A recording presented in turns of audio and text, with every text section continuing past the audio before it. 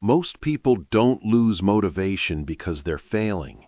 They lose motivation because they're comparing. And if you've been doing that lately, checking what other people have, what they earn, where they live, what they're buying, and it makes you feel behind, I want you to hear this clearly. You're not broken. You're not lazy. You're reacting to a scoreboard that was never designed to help you win. Financial comparison feels normal, but it's one of the fastest ways to destroy your motivation. Because it changes the goal. It turns build a better life into prove I'm not behind, and that goal is exhausting. Here's what's really happening psychologically. Your brain needs progress to stay engaged. Progress creates momentum, but comparison steals that momentum because it resets the finish line every time you take a step. You save a little money, then you see someone take a trip. You pay off a debt, then you see someone buy a car. You finally feel stable for a week, then you see someone move into a nicer place. So your brain stops rewarding your effort. Not because your effort is useless, but because the target keeps moving.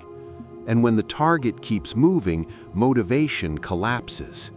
That's why comparison creates this specific kind of burnout. You're working, you're trying, you're being responsible, but it still feels like you're losing. And that feeling is dangerous because it pushes people into one of two patterns. Either you give up quietly, or you start making financial decisions just to catch up. You spend to feel equal, you buy things to feel less behind, you upgrade your lifestyle before your bank account can handle it. Not because you're stupid, because your brain wants relief. Comparison creates pressure. Spending creates temporary relief. That loop is one of the most expensive loops in modern life. And it's not even your fault that it's everywhere. Because comparison isn't just a thought anymore, it's a feed. You're seeing highlight reels all day long, the best moments, the biggest purchases, the cleanest apartments, the vacations, the new jobs, and your brain doesn't label it as marketing, it labels it as reality. Even when you know it's curated, your nervous system still reacts. That's why you can be doing okay financially and still feel behind. Because you're not measuring your life, you're measuring your life against other people's edited outcomes. So let's fix it. Not with a motivational speech, with a simple system. Here are 3 shifts that change everything. Step 1, pick a private scoreboard. A private scoreboard means you only measure what you can control. Not their salary, not their timeline, not their apartment, yours. A private scoreboard could be how many days you didn't spend impulsively, how many weeks you stuck to your plan, how much you saved this month, how often you checked your bank account without panic. Small things, but real things, because real progress is quiet. And if you only reward loud progress, you'll never feel motivated. Step 2, measure direction, not distance. One of the cruelest parts of money is that early progress looks small. If you're starting from 0, everything feels slow. But direction matters more than distance.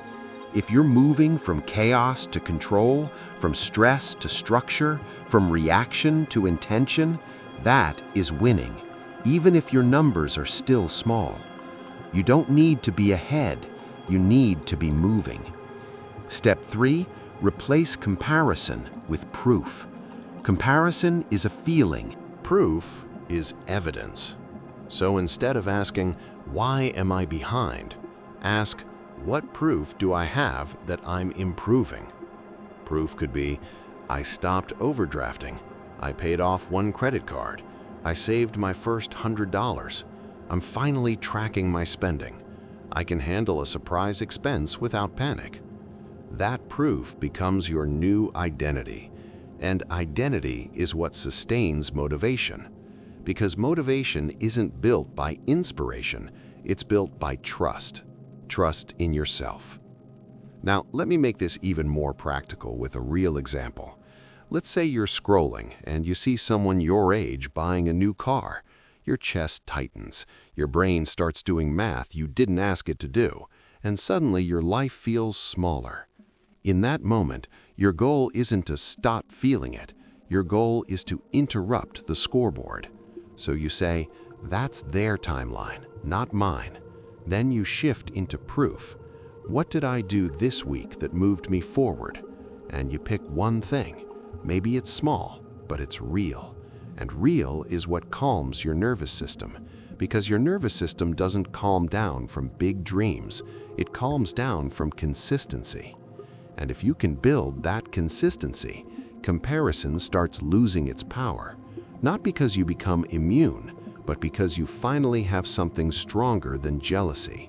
You have a plan that's working. And when your plan is working, you don't need their life to feel okay. You just need your next step. So here's the takeaway. If comparing yourself financially is killing your motivation, it's not a character flaw, it's a measurement problem. You're using someone else's life as your scoreboard, and that scoreboard will never let you win. Pick a private scoreboard, measure direction, not distance. Replace comparison with proof. That's how you keep your motivation alive long enough to actually build wealth. If you want help turning this into daily action, the link to 30 Days to Build Wealth Habits is in the description. It's a guided challenge to build money habits that actually last.